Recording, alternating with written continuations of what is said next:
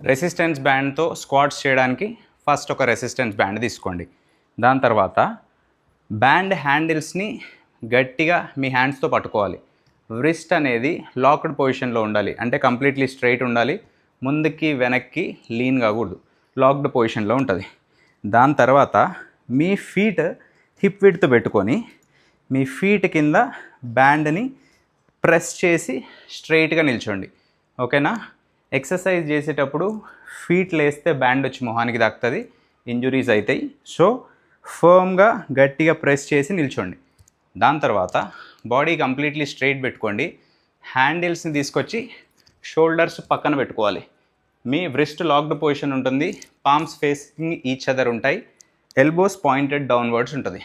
Body completely straight ఉంటుంది, shoulders వెనక్కి pull చేసుకోవాలి. వెనక్కి పుల్ చేసుకున్నప్పుడు బ్యాక్ అనేది స్ట్రైట్ అయిపోతుంది. దాని తర్వాత take a deep breath, core engage చేసుకొని లాక్ చేసుకొని మెల్లగా స్క్వాట్ పొజిషన్లోకి వెళ్ళిపోండి. స్క్వాట్ అంటే హిప్స్ని కిందికి తీసుకెళ్తారు, మళ్ళీ అదే యాంగిల్లో ఆల్ ద వే పైకి రావాలి. Take a deep breath, core engage, lock, go down. Come up.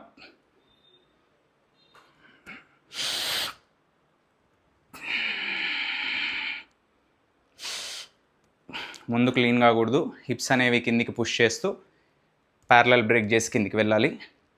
మళ్ళీ all the way complete straight నిల్చోండి.